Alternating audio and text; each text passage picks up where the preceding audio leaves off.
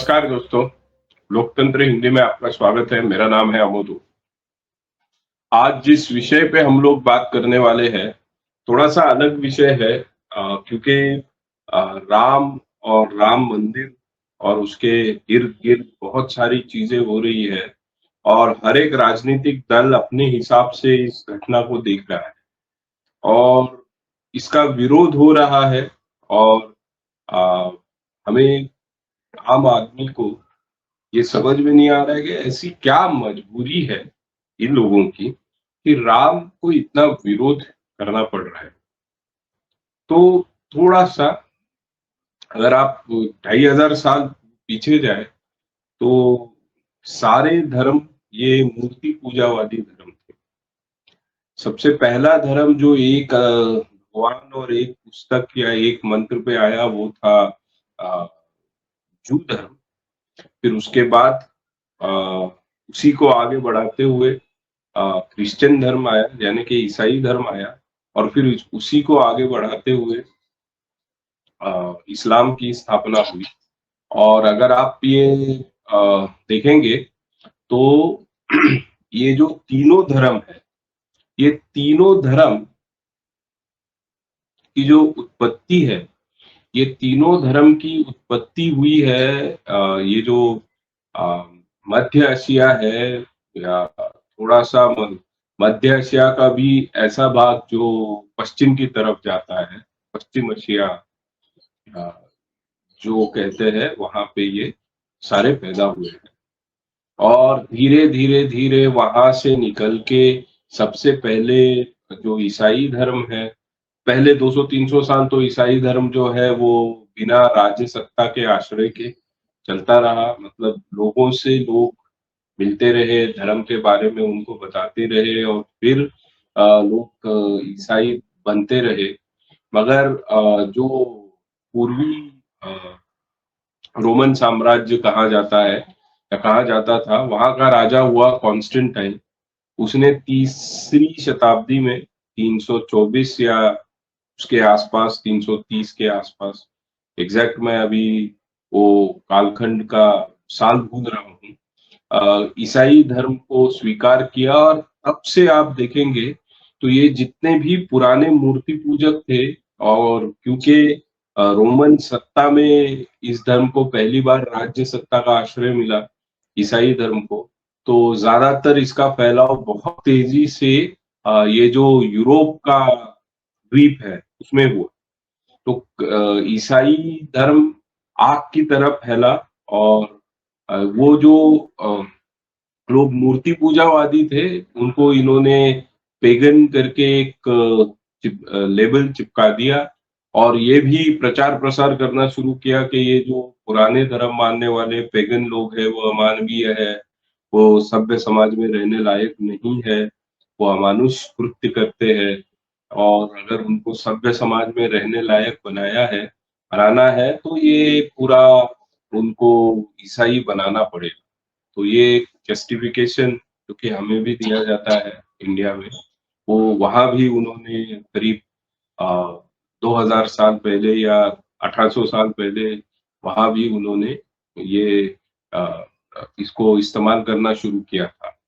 धीरे-धीरे छठी, 7वीं सदी में जब लोग हम आते हैं तो फिर इस्लाम आया और अगले कम से कम 4 सदियाँ अ, मतलब 10वीं सदी के अंत तक 11वीं सदी के उदय तक इस्लाम और ईसाई धर्मों के बीच में बहुत सारी लड़ाइयाँ हुई।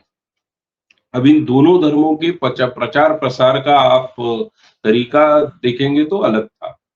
ईसाई लोग आपके पूरी की पूरी जो सांस्कृतिक आपकी पहचान है उसको खत्म करके और वो भी अ, बल के आधार पे नहीं, वो इसको खत्म करते थे आपको ही आपके सांस्कृतिक अ, पहचान के खिलाफ एक तरीके का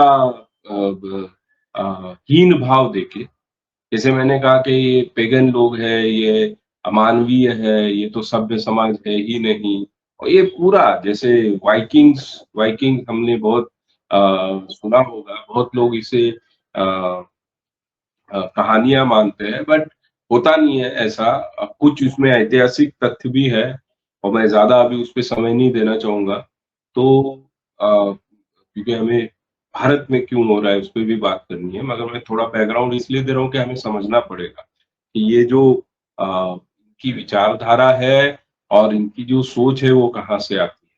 तो अ, अब क्योंकि 400 साल तो इन दोनों के ही एक दूसरे में चले गए, मगर उन 400 सालों में ये हुआ कि इस्लाम तलवार की जोर पे पहुंच गया आशिया तक। और ये कौन सी एशिया, ये पहुंच गया मुहाने पे, दक्षिण पूर्वी एशिया के मुहाने पे, भारत के मुहाने पे पहुंच गया 7वीं शताब्दी में पहली बार। अब 7वीं शताब्दी से लेके 11वीं शताब्दी तक, मतलब बीच का जो पूरा मध्य एशिया है, मतलब सऊदी अरेबिया, उसके बाद ईरान, वहाँ बहुत बड़ी पर्शियन कल्चर, जिसे अभी पारसी कल्चर इंडिया में जैसे बहुत कम है, 70-80 हजार की संख्या, बट फल फूल रहा है अपने हिसाब से। फिर कुछ हद तक जूस जो निकले वहां से वो भी इंडिया में आए, बेने इजरायली उसे कहते हैं हम लोग। तो ये बहुत तेजी से अगले 50 साल या उसके अंदर ही पूरा मध्य एशिया को उन्होंने, और ये पूरा जो इस्लाम का ये जो प्रचार प्रसार है, लोग कितना भी बोले, ये पूरा पूरा प्रचार प्रसार तलवार की जोर। इस्लाम शांति का धर्म है, टेक्स्ट में हो सकता है, मैं ये नहीं बोलूंगा कि कुरान में शांति नाम का शब्द ही नहीं है, बट उसका जो प्रैक्टिकल एप्लीकेशन है वो पूरा का पूरा तलवार की जोर पे है। और क्योंकि ईसाइयों को राजाश्रय बहुत बाद में मिला, मतलब राजाश्रय जब मैं बोल रहा हूँ तो राज्य सत्ता का आश्रय, मतलब पावर सेंटर का किसी भी आश्रय बहुत सत्ता केंद्र का आश्रय बहुत देर से मिला। 200-300 साल गए उनको, धर्म मतलब एक्चुअल जीसस के मरने के बाद भी कुछ 100 साल लगे। तो वो लोग तलवार की जोर पे नहीं, मगर एक न्यून भाव पैदा करके दूसरे धर्मों के प्रति, अपनी पहचान के प्रति, अपनी सांस्कृतिक पहचान के प्रति लोगों को अ, अ, ईसाई बनाते थे। इस्लाम ने पूरा तलवार उठाई और वो मध्य एशिया पूरा का पूरा अगले 100 साल के अंदर या 100 साल के आसपास पूरा मध्य एशिया इस्लामिक हो गया। संस्कृति दूसरी बची नहीं, इजिप्शियन संस्कृति नहीं बची जो 4-5 साल पुरानी थी, अरेबियन संस्कृति नहीं बची जो भी शायद बहुत साल, हजारों साल पुरानी थी, पर्शियन संस्कृति नहीं बची, कुछ नहीं बचा। 7वीं सदी से लेके 11वीं सदी तक 400 साल का एक समय आया जब बहुत लड़ाइयाँ हुई। ये जो गेटवे है, हम जिसे हिंदू कुश पहाड़ियाँ कहते हैं, और हिंदू कुश का जो फारसी का मतलब है वो ये है कि हिंदू की हड्डियों का पहाड़, ठीक है? तो वहां से आते आते इनको 11वीं सदी आई और पहली बार पृथ्वीराज चौहान के को हरा के गौरी दिल्ली पे काबिज हुआ, मगर तब भी पूरे हिंदुस्तान पे इस्लाम का ताकत की जोर पे कोई अ, अमल नहीं था। उससे पहले इस्लामी लोगों से इंडिया का संबंध था, क्योंकि अरब व्यापारी केरला तक आते थे, ऊपर भी शायद गुजरात तक पे भी आते थे। तो हाँ, एक जिसे हम लोग व्यापारिक लेन-देन है वो मुस्लिमों से चालू था। उसके बाद धीरे-धीरे करके 14वीं शताब्दी के आसपास वो लोग विंध्य पर्वत के नीचे भी पहुंचे, बट फिर भी पूरा भारत उनके कब्जे में नहीं था। अभी भी पूर्वी भाग भारत का, दक्षिण का कुछ भाग, है ना? और कुछ सेंट्रल, साउथ सेंट्रल जिसे मध्य दक्षिणी भाग कह सकते हैं, विजयनगर एम्पायर और ये सब। और 15वीं शताब्दी में विजयनगर एम्पायर भी खत्म हुआ और एक कुछ 70-80 साल का समय आया जब शायद वो भी अभी भी पूर्वी भाग में जो आसाम वगैरह था, वहाँ भी अहोम हिंदू शासक थे। वो किस धर्म के थे? जैन थे, वो मायने नहीं रखता है, क्योंकि बौद्ध, जैन और सिख ये तीनों, जब तक बहुत छोटा था मैं, पहली दूसरी कक्षा की किताबों में या वहाँ जब हम पढ़ते थे बाकी भी किताबों में, वो पंथ कहे जाते थे, क्योंकि इनका ओरिजिन ओरिजिन थॉट ऑफ जो फिलॉसफी है वो हिंदू है। जैसे जैन में कोई भी मंत्र है वो कभी भी ओम से शुरू होता है, या फिर बुद्ध खुद को, अगर बुद्ध वाङ्मय थोड़ा बहुत हम लोग पढ़ेंगे तो बुद्ध देव खुद को विष्णु का अवतार मानते थे। वो अपनी माता को कौशल्या का अवतार मानते थे, वो अपने पिता को दशरथ राजा का अवतार। अच्छा, सिख जो है वो भी जब नानक जी अयोध्या गए थे, राम मंदिर गए थे, उन्होंने सरयू में स्नान किया था, और जो सिक्खी में भी, और 1858 में जब ये राम मंदिर पहली बार ये अंग्रेजों के काल में जब इस पे वाद विवाद वितंडा हुआ, तभी भी निहंग सिख दस वहां पूजा अर्चा करने गए थे। तो ये एक ही विचार से निकले हुए अलग अलग पंथ है, और रहेंगे। तो पूरा ये जो भारत है वो कभी भी इस्लामी शासन में नहीं आ पाया, और आया भी तो कभी भी जो पर्शिया या जो मध्य एशिया के साथ वो कर पाए, नहीं करे कि कर पाए भारत में, क्योंकि यहाँ के राजाओं ने और यहाँ के लोगों ने बहुत सारे तरीके निकाले अपनी सांस्कृतिक पहचान को बचाने के। वो संधिया करके हो, वो लड़के हो, या फिर वो पद्धतियों को, अपनी जो सांस्कृतिक विरासत है उसको आबादित रखने के लिए, उसको जतन करने के लिए कुछ अपनी जो पूजा करने की पद्धति बदलो, या सार्वजनिक मंदिर से बहुत सारे घरों में मंदिर चले गए, पूजा घर चले गए, छोटे हो गए, मगर ये जो सांस्कृतिक पहचान है वो हमेशा बनी रही। और अंग्रेज आए उसके बाद, अब अंग्रेज आए तो उन्होंने ईसाइयों का तरीका अपनाना शुरू किया, जो कि हीन भाव देना, अपने सांस्कृतिक धार्मिक जो भी रीति रिवाज है उनके बारे में हीनता पैदा करना, ये सारी चीजें शुरू की।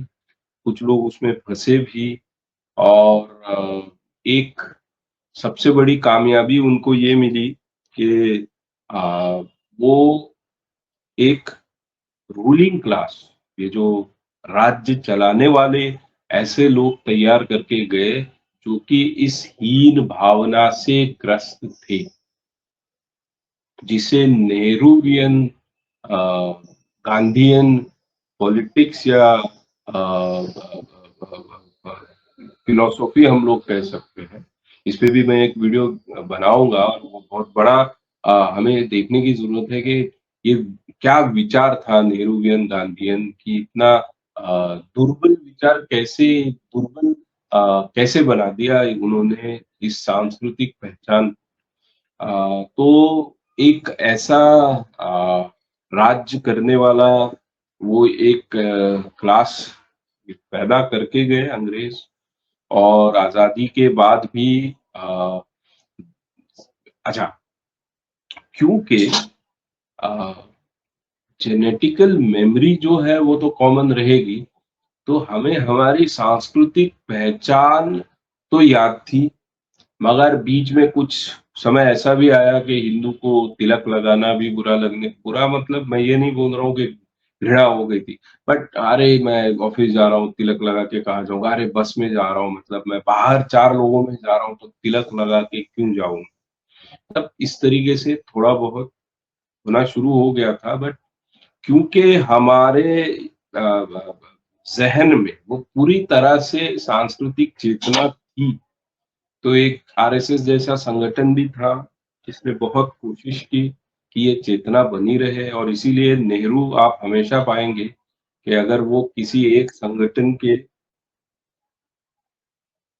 सबसे ज्यादा विरुद्ध थे तो वो संगठन था आरएसएस। आज भी कांग्रेस की आप देखेंगे विचारधारा बोलना तो आपको समझ में आएगा। अब ये 70 साल आजादी का हो गया, उससे पहले से ये लड़ाई शुरू है और आज अच्छा हिंदू समाज ने बहुत शांति रखी है, बहुत उसने इंतज़ार किया है और ये लड़ाई जीती है। तो आप मान के चलिए, ये मूर्ति पूजकों की विजय है, एक पुस्तक और एक भगवान वाला। छोटा सिर्फ भारतीय सांस्कृतिक जागरण ये सिर्फ विचार नहीं है, वो भी बहुत बड़ा विचार है मगर इसको सिर्फ इस तरीके से मत देखिए। जो एक किताब एक भगवान वालों का पिछले 2500 का आक्रमण है, उसको भारत ने रोका। मगर फिर 800 1000 साल ऐसे चले गए कि वो रोकने में क्षीणता आ गई थी हमें। धीरे, धीरे, धीरे, धीरे, धीरे आज़ादी मिलने के बाद स्लोली 70-75 साल में ये सांस्कृतिक चेतना को जो धीरे, धीरे, धीरे बूस्टर डोज़ जैसे मिला है, उसकी परिणति ये है कि हमने एक किताब, एक भगवान वालों से हमारा प्रतीक वापस लिया और आज उसमें स्थापना होने जा रही है हमारे रामलला के मूर्ति की। तो ये बहुत बड़ी चीज़ है और डर ये है, भारत में राजनीतिज्ञों को डर ये है कि इस एक कदम से भाजपा को बहुत बड़ा फ़ायदा होगा क्योंकि भाजपा ने 1979 से मतलब 1989 से अपनी राजनीति में इसको बहुत तवज्जो दी, उसके लिए कभी-कभी नुकसान भी उठाया और अब जब मंदिर बन के प्राण प्रतिष्ठा रामलला की होगी, तो इसका निश्चित रूप से फ़ायदा भारतीय जनता पार्टी को मिलेगा। दूसरी चीज़ ये है कि राम चेतना जगेगी, अब राम चेतना जगेगी तो ये सिर्फ भारत को इम्पैक्ट नहीं करेगी, ये पूरे-पूरे दक्षिणी आशिया को इम्पैक्ट करेगी। क्योंकि आज भी थाईलैंड का राजा राम कहलाता है, उसका जो टाइटल है, वो राम 1, राम 2 होता है। भले नाम उसका अपना कुछ अलग हो। वैसे ही कोरिया में दक्षिण कोरिया का राजघराना अपने आप को वंशज मानता है। राम की कथा आज भी मुस्लिम इंडोनेशिया में होती है। श्रीलंका का तो एक कभी भी न मिटने वाला संबंध राम की कथा से है ही। तो ये चेतना जो राम चेतना है, ये सिर्फ भारत में नहीं, ये राम चेतना पूरे एशिया खंड को प्रभावित करने वाली है और उस चेतना का मूल भारत में होगा। तो ये जो यहाँ के कुछ वामपंथियों को कुछ ऐसे लेख भी आएँगे, फ़ॉरेन में बैठे हुए भी लोग बोलेंगे, ये इसलिए बोलेंगे कि ये राम चेतना भारत को एक बहुत ऊँचाई पे ले जाएगी आने वाले सालों में पूरे दक्षिण एशिया में। जो विश्व मित्र बनने की भारत की संकल्पना है, क्योंकि जो सेंटर होगा चेतना का वो अयोध्या होगा। पूरे दक्षिण एशिया का राम चेतना का सेंटर जो मध्य है वो अयोध्या और क्योंकि आशिया और आशिया में भी ये जो दक्षिण एशिया का जो भाग है वो सबसे ज्यादा इसमें लोग संख्या है और इसलिए ये सिर्फ अंदरूनी राजनीति नहीं, इसके ऊपर बहुत बड़ी बाहरी जिसे हम लोग अंतरराष्ट्रीय राजनीति कहते हैं वो भी चल रही हो। अमेरिका अचानक नहीं रुख बदलता है। तो हमें समझना पड़ेगा कि ये विरोध डर का भाव है, क्योंकि जैसे ही अयोध्या में मंदिर की में प्राण प्रतिष्ठा होगी, पहले तो सेंस ऑफ रिकवरी है कि हमने छीना, मूर्ति पूजकों की विजय है, ये सिर्फ हिंदुओं की विजय नहीं, ये पूरे मूर्ति पूजक समाज की विजय है। 2500 साल तकरीबन हमें एक तरीके से प्रताड़ित किया गया था। और ये चेतना जगने से वेटिकन और मक्का से बड़ा धार्मिक स्थल, जबकि ये हिंदू धर्म का ओरिजिन नहीं होगा या ऑफिशियल सेंटर नहीं होगा, बट एक अनऑफिशियल धार्मिक चेतना का स्थल अयोध्या होगा। और इसका फायदा यूपी को मिलेगा और बीजेपी को मिलेगा। तो यहाँ के पार्टियों का प्रॉब्लम, इसलिए जो बकवास हम लोग सुनते हैं वो हमको सुनने को मिलती है। इनके जो अंतरराष्ट्रीय मालिक है वो भी तो इनको बोलते होंगे ना। कांग्रेस का तो प्रॉब्लम नहीं है, क्योंकि जो नेहरूवियन गांधीयन फिलोसॉफी का एक इंजेक्शन दे के रखा हुआ था इस पूरे पॉलिटिकल सिस्टम को, उसका असर कम हो रहा है। और ये समझना पड़ेगा कि हम किसी के विरोध में सचेत नहीं हो रहे। तो ऐसा नहीं है कि राम चेतना जगने से हम मुस्लिम विरोधी हो जाएंगे, नहीं। हिंदू ये हमेशा प्रैक्टिकल सोचने वाला दिमाग रहता है, क्योंकि उसके जो कुरान है ये है, उसमें अगर आप पढ़ेंगे तो उसे यही सिखाया जाता है कि भाई जो तुम्हारे आसपास हो रहा है, घटना घटित हो रहा है, उससे तुम्हारा जीवन हमेशा प्रभावित होगा। तो तुम्हारे जीवन में ऐसे कर्म करो कि उसके प्रभाव कम हो, और अगर हो तो अच्छे हो।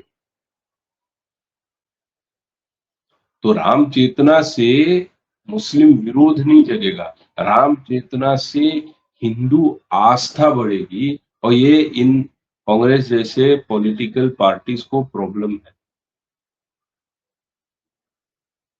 हिंदू आस्था बढ़ेगी तो अब आप हिंदुओं को बांटने की राजनीति में सफल नहीं हो पाएंगे। तो आपके पास बचेगा सिर्फ मुस्लिम वोट, और जब आपके पास सिर्फ मुस्लिम वोट बचेगा तो आपकी जीतने की संभावनाएं ही खत्म हो जाएगी। इसलिए ये बकवास चल रही है। ये सिर्फ भारत का सांस्कृतिक पुनरुत्थान नहीं है, ये पूरे मूर्ति पूजक समाज का सांस्कृतिक पुनरुत्थान है। आप इजराइल से लेके अब तक आप देखिए, बहुत कम उदाहरण या तो नहीं ही आपको मिलेंगे कि कोई ऐसी महत्वपूर्ण जगह जो इन एक किताब एक भगवान वाले धर्मों ने छीन ली थी, वो न सिर्फ हम जीत वापस क्लेम कर रहे हैं, बल्कि वहां पे ये सपना पूरा होके उसको मूर्त स्वरूप दे दिया। ये चेतना बहुत बड़ा बूस्ट भारत को देने वाली है। और क्योंकि लोक संख्या बहुत बड़ी है एशिया की, और जिसमें से ज्यादातर लोक संख्या राम चेतना में विश्वास करेगी, वेटिकन से बड़ा पावर सेंटर इनडायरेक्टली अयोध्या बनते जा रहा है। और डर इसी का है, और ये हमें समझना पड़ेगा। ठीक है, तो दोस्तों, वीडियो पसंद आया हो तो इसे लाइक करिए, शेयर करिए, चैनल को सब्सक्राइब जरूर कीजिए, लोगों तक ज्यादा से ज्यादा बात को पहुंचाइए, और बेल आइकन जरूर दबाइए ताकि आपको ये वीडियोस जब अपलोड होते हैं तो उसकी सूचना मिल पाए। लोकतंत्र हिंदी देखने के लिए धन्यवाद। नमस्ते।